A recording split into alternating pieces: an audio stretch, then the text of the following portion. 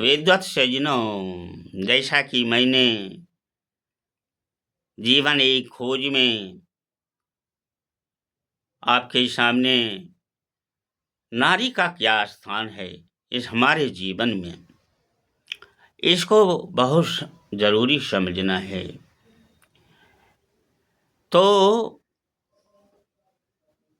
इस नारी की व्यथा को मैं थोड़ा सा एक संगीत में देता हूँ। कौन सुनेगा किसको सुनाए, इसीलिए चुप रहते हैं। आजकल बड़े फिल्मी में एक गाना चला है, आशिक माशूक लोग आशिक आज लिखते हैं अपने माशूक को। क्या लिखते हैं? लिखे जो खत तुम्हें वो तेरी याद में हजारों गम के नजारे बन गए। सवेरा जब हुआ तो फूल बन गए, और रात आई तो सितारे बन गई। ओह क्या बात है, आज खूब चला है। क्या है, मैं समझता हूँ अच्छी बात है, ठीक है, बहुत बड़ी प्यार है। तो एक चौराहे पर एक सिसकियाँ लेती हुई एक परछाई के रूप में कभी वो सिसकियाँ एक कारुणिक शब्द के साथ ये आवाज निकालती है और कहीं लुप्त हो जाती है। क्या? कौन सुनेगा किसको सुनाए, इसीलिए चुप रहते हैं। तो अब है कि भाई चुप तो है, इसका मतलब उसके हृदय में कुछ दर्द था। वो आत्मा क्यों भटक रही है? क्या बात है, आज पुरुष प्रधान समाज है ना। अब जब मैं देखता हूँ घरों में महिलाएं बहुत दुखी हैं, है ना। जब पुत्री युवा हो जाती है तब वह बहुत चिंतित हो जाता है कि इसकी शादी करना है, कहाँ से रुपया लाऊं। खास करके किसान की स्थिति तो और दयनीय स्थिति है। जब खेतों से कोई आमदनी नहीं होती है, कितने कट्ठे डंटे बेचना पड़ता होगा। आज के परिवेश में बड़े बड़े ये नौकरी वाले आते हैं और पैसा उछल देते हैं, उसका दंश जो है आज इन गरीब छोटे कम आमदनी वाले किसानों के ऊपर पड़ता है। और उसका अनुकरण वो भी वही करता है कि उसको देखो इतना पैसा मिला तो मैं उतना पैसा मैं तुमसे लूंगा। ओह, बड़ी दुख होती है।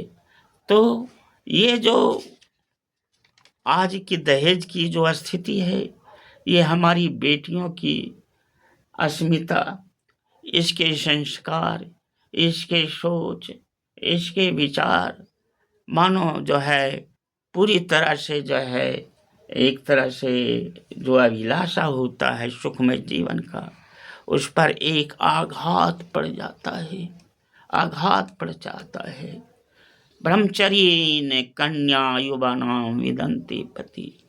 जो कन्या पूर्ण अपने नैतिक गुणों से है न विद्या को आत्मसात कर करके शारीरिक, बौद्धिक और नैतिक और सामाजिक जो दृष्टि से पूर्ण है, जो अपने जीवन को पूर्ण विकसित कर लिया है न, ऐसे कन्याओं के ऊपर ऐसा जुल्म देखने को मिलता है न। आज जब मैं देखता हूँ कि पुत्री विवाह हो के योग्य हो गई है, तब अब समझता हूँ कि वेद कहता है कि क्या कहता है, प्रत्युर्न यज्ञम, जो पति के सब यज्ञ कामों में है ना, ओ और जो सब कामों में वो साथ देती थी, है ना, सदैव उत्तम कामों में जो साथ देने वाली कन्या, ब्रह्म यज्ञ में अपने प्रियतम को जब देखता था संध्या करती देखती थी, तो वो भी ईश्वर की गोद में बैठ करके अपने प्रियतम के साथ संध्या करती थी। हस्तम गृह्णामि, वेद कहता है कि मैं वृद्धावस्था तक के लिए मैं अपने जीवन साथी का हाथ ग्रहण कर रहा हूँ। इस पवित्रता में रुपया और दहेज की बात जब आती है, निश्चित रूप में प्यार में एक सड़न पैदा होता है। माँ अनुहेतु है, पति का अनुगमन करने वाली, मेरा अनुगमन करने वाली, प्रत्युरनुव्रता है, जो जीवन भर अपने जीवन में एक व्रत ले चुकी है, पति के साथ, है ना, एक संकल्प ले ली है, एक संकल्प के साथ वो घर में निर्माण करने लगती है अपने पुत्र को, अपने सास की सेवा में, है ना। इतना ही नहीं, सृष्टि की जननी, वह उत्तम मेधा वाली, है ना, ऐसा उत्तम गुण कर्मों से युक्त कन्या के सामने जो है जब ये दशा आता है, क्या कहता है पति विवाह के समय? आजकल तो विवाह तो एक मनोरंजन हो गया, विवाह तो एक बहुत श्रेष्ठ तपस्या है।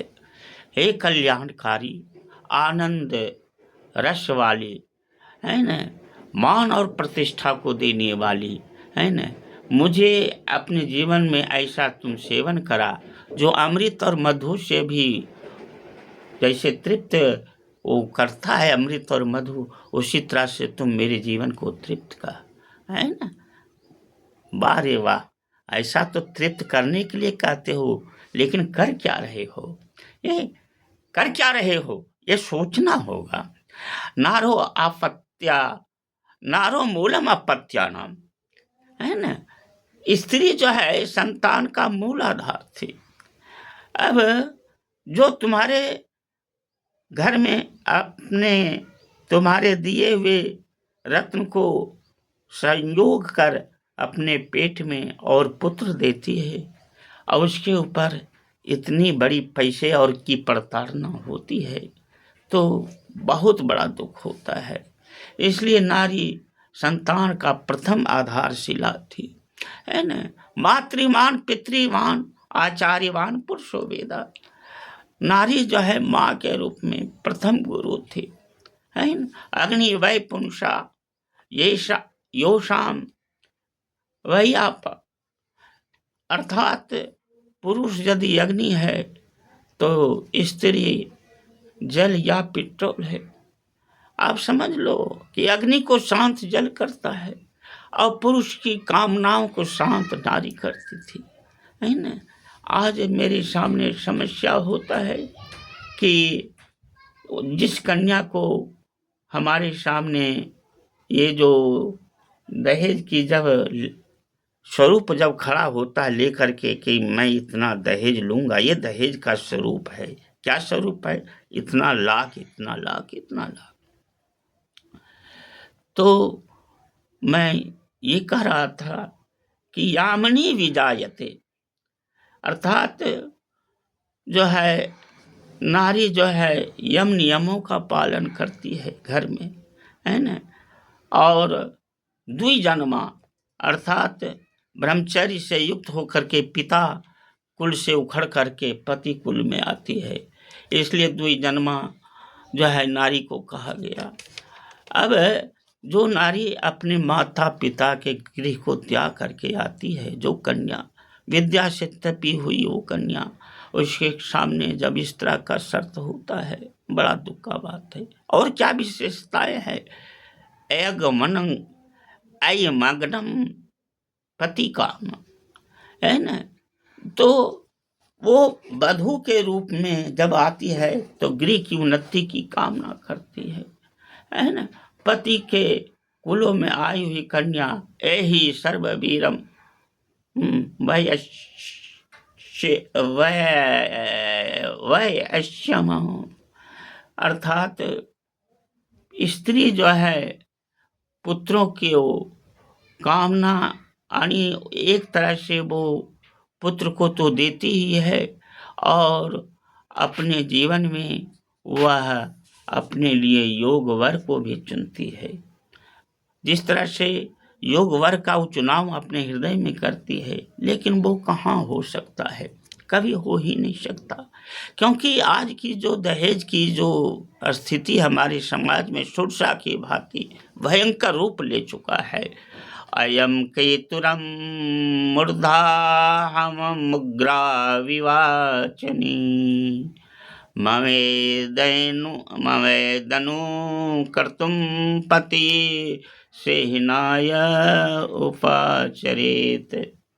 ओहो, वो घर का झंडा है नारी, ज्ञानवती है वो, है न, वो उत्तम है, वो मुख्य है, वो ओजस्वी है न, वो वक्तृत्व कला में निपुण है न, इस तरह से वो नारी है न। तो इस तरह से हम यदि कहें तो कहें यज्ञम दधे सरस्वती, वो ज्ञान की संपन्न, ज्ञान से संपन्न नारी यज्ञ करता है न, और वो यज्ञ कर करके अपने जीवन में उत्तम व्रत को धारण करती है। इसलिए नारी को यज्ञों में ब्रह्मा भी बनने का शिक्षा दिया गया है। नारी को कन्या, जाया, पत्नी, देवी, प्रतिष्ठा, शोना, सुजाता, आश्रुति, विरिश्रुति, निवेशनी, संसरस्वती, अस्मिता, सामग्रजी, अरे सामग्री जिसे कहते हैं, दुहिता, स्वैसा, भगनी, गर्भिणी, वधू और सूर्या, ये सब उसके वाचक नाम है ना। युवती, जनी, स्त्री, नारी, आपा, सुहवा, है ना, मनोरमा, हव्या, शिवा, है ना, संगमा, शांतमा, सप्तडिका इत्यादि शब्द आए हैं। और इतने नाम इस नारी के सामने हैं, लेकिन आज मैं जब सोचता हूँ, कभी विचार करता हूँ कि इस समाज को जो है आज क्या हो गया है, जब इस तरह के आज जब देखते हैं समाज में स्थिति कि नारी के सामने बहुत बड़ी समस्या है। आज पिता को चला कि मेरी पुत्री को छोड़ दिया जा रहा है कि क्योंकि मैंने एक कार गछा था, मैंने इतना पैसा दिया हूँ, तो भारी प्रताड़ना करता है ससुराल के लोग, स्वयं सास करती है, और वो नहीं जानती कि मैं भी तो एक समय वधू बन करके स्कूल में आई थी। और बड़ा दुख होता है, अपनों ने ही इस नारी जाति को कष्ट दिया है, नारी ने नारी को कष्ट दिया है। ये भौतिकवादी शिक्षा, ये मैकाले की शिक्षा ना जाने कितनी हमारी माता और बहनों की गोद को कोख को सोनी करेगी, मुझे समझ में नहीं आता है। इसलिए मैं कभी कहता हूँ, आज पुत्री को दहेज के कारण जला दिया जा रहा है, पिता मांगने के लिए पैसा जा रहा है, तब तक स्त्री बेटी, उसकी बेटी जला दी जाती है। इसलिए मैं कहता हूँ, लिखो खत, कितना तुम लिखते हो, बड़ी गाते हो आशिक बन करके मासूक को।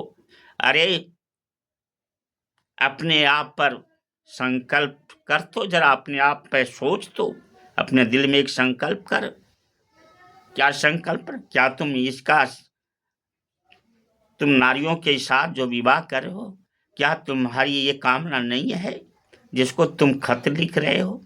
तुम आज भी वही मांगते हो कि इतना लाख करोड़ हमको चाहिए, तो मैं वही आज बेटी जला दी गई, कौन सुनेगा, किसको सुनाएं, इसीलिए चुप रहते। और गा तो जरा वो गाने को, लिखे जो खतों में वो तेरी याद में हजारों गम के नजारे बन गए, सवेरा जब हुआ तो फूल बन गए, ओ रात आई तो सितारे बन गई, सितारे बन गई। इसलिए हे सज्जनों, हे विद्वानों, समाज के सामने बहुत चुनौतियां हैं, अंबार हैं। सम्मान कर इस नारी जाति को, ये महारत्नों में से भी श्रेष्ठ रत्न है, कोई रत्न इसकी तुलना नहीं कर सकता है। आज वही कारुण्य का आवाज सुनाई देती है, जलाई हुई बच्ची की वो परछाई आह के रूप में, कौन सुनेगा, किसको सुनाएं, इसीलिए चुप रहते हैं। बहुत बहुत धन्यवाद। आज इतना ही जीवन की एक खोज में नारी की व्यथा पर थोड़ा सा प्रकाश डाला। अगले फिर प्रवचन में आपसे मुखातिब होंगे। इत्योम सम, ओम शांति शांति शांति। ठीक है।